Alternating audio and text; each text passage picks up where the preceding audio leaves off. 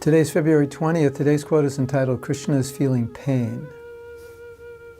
Just like my finger is very intimately connected with my body, if there is a little pain in the finger, I become so much disturbed because I have got intimate connection with this finger. Similarly, we have got intimate connection with Krishna, and we are fallen. Therefore, Krishna also feels little pain, and therefore he comes down.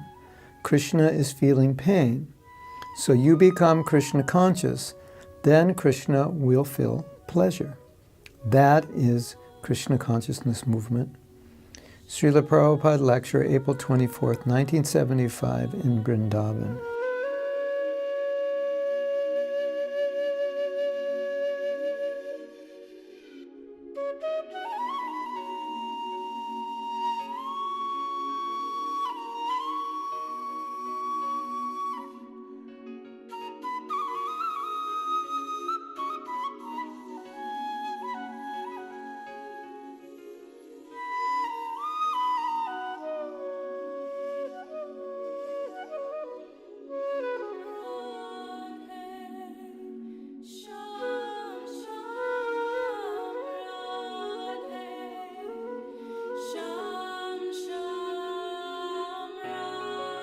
So this is very interesting. I have a godbrother named Madan Mohan, and he calls this empathetic theology. In other words, to be aware that God has feelings, especially feelings around us being away from Him, being fallen, and us suffering in the material world. So sometimes we think Krishna doesn't care about us, or He wouldn't care about us, or why would He care about us? And I think, but other times we think, because Krishna is Anandamaya, full of bliss, that He doesn't feel the pain of separation from people who have left Him. And Prabhupada's saying, your finger is intimately connected with your body. So if your finger is in pain, you're in pain. So Krishna feels the pain of us being away from Him. Not a pain like He's angry with us, but a pain that is born out of love. And a lot of times I've been speaking about this, and I sense that some devotees feel like this is not something that we've heard before, or something that hasn't been said by Srila Prabhupada. Fortunately, here we have this quote where Prabhupada is directly saying that Krishna is feeling something, some separation from us. He's feeling desire to be with us.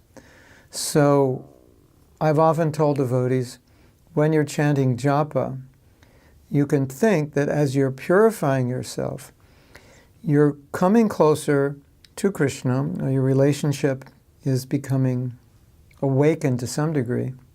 At least you're coming closer in the relationship, and therefore that makes Krishna happy. Krishna sees that we're getting better, just like a child is learning to walk. The parents like that. Even though the child falls down, it gives them pleasure that the child is learning to walk. Conversely, if we're not chanting well, and we're not, as you know, getting closer to Krishna when we don't chant well,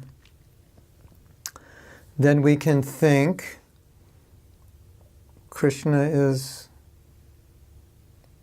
missing us.